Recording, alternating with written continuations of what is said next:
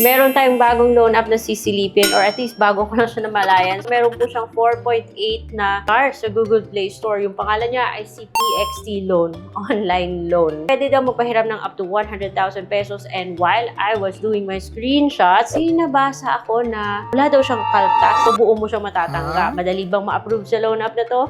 Then guys, keep watching.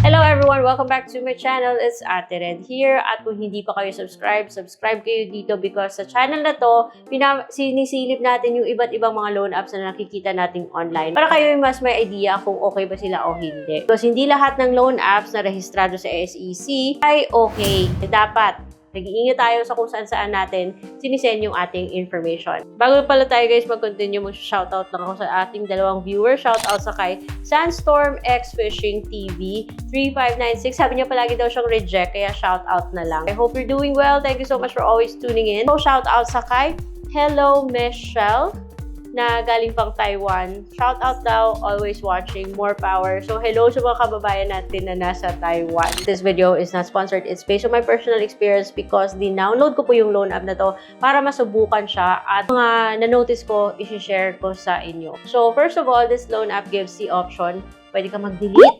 Pero syempre, bakit mo namang hihintay na mapunta ka pa dun sa point na yon kung mas may alam ka naman kung ano yung nangyayari even before ka mag-submit ng personal information mo, di ba? Kaya keep watching. Yung loan app na to pala ay hingi ng working experience, payday 1, payday 2, yung mga company address, hihingi niya. Pero kung sasabihin mo self-employed ka, retired, freelance, or hindi niya nahihingin yung mga information na yun, pwede ka na mag-proceed sa next step. Yung mga IDs pala na tinatanggap ng loan app na to are the following: UMID, passport, driving license, SSS, PRC, postal ID, and national ID. Gusto mo ba talaga mag-submit sa loan app na to? Take note na hihingi po siya ng permission sa camera. Titingnan niyo yung mga installed application, SMS, yung device. Hingi na siya ng permission sa contact directory mo.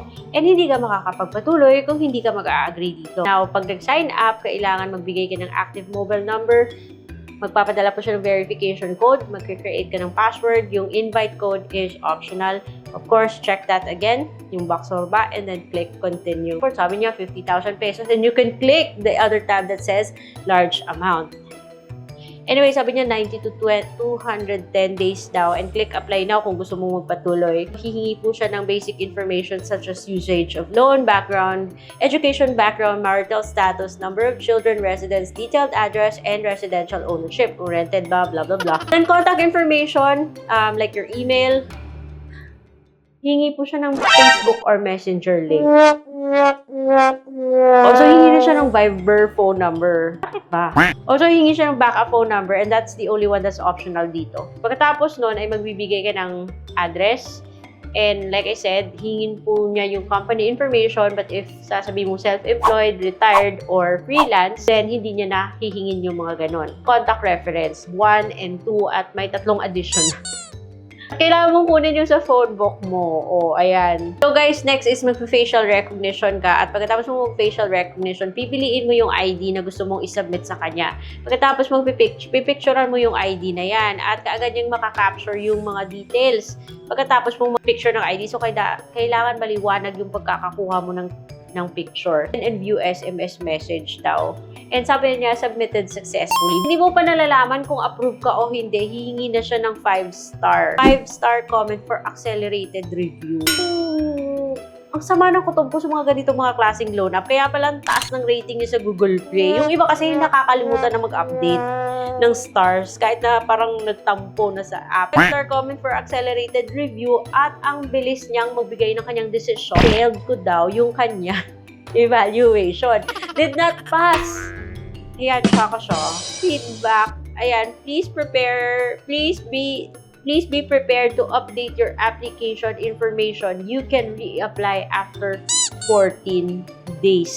parang ang hirap naman pala makapasa dito. And I think the reason kung bakit ang dami niyang stars sa Google Play Store is because of the fact na bago mo pa malaman kung approve ka o hindi, hihingi na siya ng 5 stars. So I think yung iba na hindi niya in-approve, nakakalimutan lang mag-update. Doon sa mga nagbigay sa kanya yung 5 star, yung first 2 na nakita ko, copy-paste yung mga remarks nila, walang originality. So parang hindi ka paniwala yung mga ganyang mga reviews. So dinisplay ko yung lahat na nag-review sa kanya, nagbigay sa kanya ng 1 star. At doon mo malalaman na puro lahat. Lahat sila reject. Ako, parang hindi rin ako makapaniwala. Bakit ako na-reject? Ang daming mga legit. Again, legit. Like, super legit na mga loan apps. Yung approve ka agad sa akin. Eh, bakit ito? Hindi pa ng Facebook. Ayoko i-approve. Gusto pa niyang mag-submit ako ulit after 14 days. Pero wag na. Ayoko sa mga loan apps humihingi ng Facebook. Parang feeling ko ang hirap makapasa sa loan app na to. I think this loan app, tulad siya ni Home Credit tsaka ni Salmon dati, na kailangan mo assistance. Kasi may mga nakikita ako dun sa Facebook na sabi nila ay nag-a-assist daw sila na para ma-approve ka dito. Hindi naman lahat na nagbibigay ng assistance masama. Pero yun nga lang, just be careful of those na naghihingi ng advance na fees. Yung loan app, pwede namang ma-download sa Google Play at pwede naman kayo kaagad mag-apply on your own. So, rehistrado naman siya, pero yung importante lang guys, dapat nag-iingat tayo. Putampuhan kayo, pwede kayo mag-request na i-delete yung account, pero at least at this point, alam nyo na kung anong nangyayari bago kayo mag-submit ng personal information nyo. So, ayun, maaari kayo ma-reject tulad sa nangyari ng ibang mga viewers or ibang mga people na nakapag-try na at nagbigay sa kanya ng 1 star. Disbursement channel, so parang e-wallet tsaka bank lang yung option mo dito. So, andun sa part na yon, meron talaga siyang sinasabi, no extra fees, get the full amount in as fast as 3 minutes. Pero in as fast as 3 minutes or even less, pwede ka rin niyang i-reject at try ka na lang again after 14 days. Pero gusto mo ba talaga magbigay ng Facebook mo? Ewan ko sa inyo ha, pero para sa akin, hindi okay yung ganyan. Pero, ang dami naman kasing legit guys. So, kung gusto nyo makita yung mga videos ko about yung mga legit talaga ng mga loan apps, you can check these out.